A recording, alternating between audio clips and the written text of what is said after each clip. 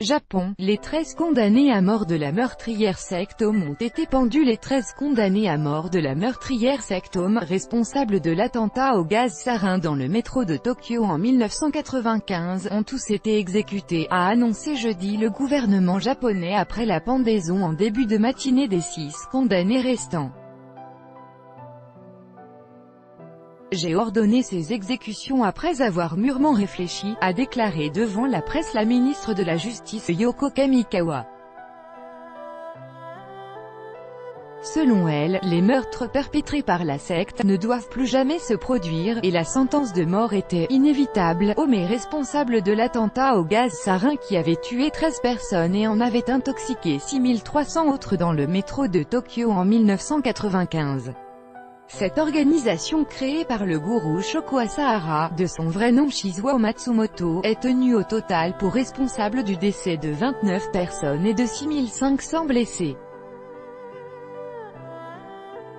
La ministre de la Justice Yoko Kamikawa fait une déclaration sur l'exécution d'ex-membres de la secte Aum Vérité Suprême, le 26 juillet 2018 à Tokyo. Copyright Jiji Press outre Asahara, pendu le 6 juillet, 12 de ses disciples s'étaient vus infliger la peine capitale.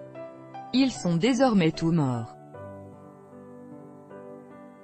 Quelques 190 autres membres de la secte, qui a accueilli jusqu'à 10 000 fidèles, avaient également été condamnés à diverses sentences. Avec l'exécution des 13 ex-membres, peut-être l'affaire est-elle close du point de vue de la justice, mais les victimes, elles, continuent de souffrir, les préjudices continuent, a réagi devant les journalistes Shizue Takahashi, l'épouse d'un employé du métro décédé dans l'attentat et présidente d'une association de victimes. D'autres, comme l'avocat Masaki Kito, estiment que l'exécution du gourou et de ses complices ne met pas fin à une affaire dans laquelle demeurent de nombreuses zones d'ombre. Il est regrettable qu'ils aient été exécutés sans avoir parlé davantage. Montage de photos fourni par Jiji Press, réalisé le 26 juillet 2018, montrant 6 ex-membres de la secte Aum Vérité Suprême, responsables de l'attentat au gaz sarin dans le métro de Tokyo en 1995. Copyright Jiji Press. Certains redoutent en outre que la pendaison d'Asahara et de ses fidèles ne fasse d'eux des martyrs.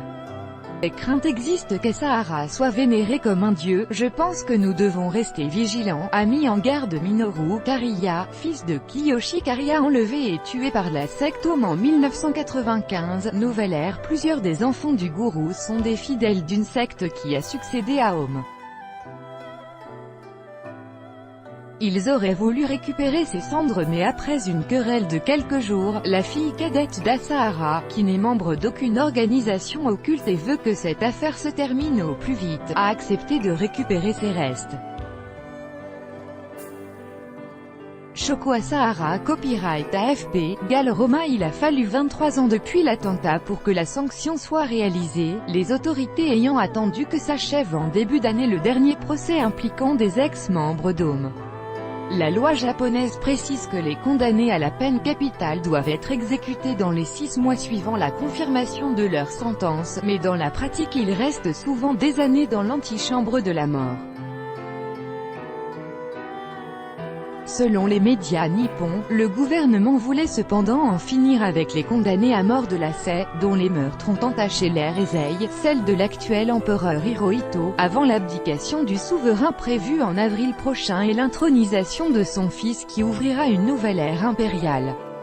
Shoko Asahara, gourou de la secte japonaise Aum, le 1er octobre 1990. Copyright Jiji Press. Même si les attaques menées par Aum étaient injustifiables et les responsables méritaient d'être punis, cette frénésie d'exécution sans précédent, 13 en 3 semaines, ne laisse pas la société japonaise plus en sécurité.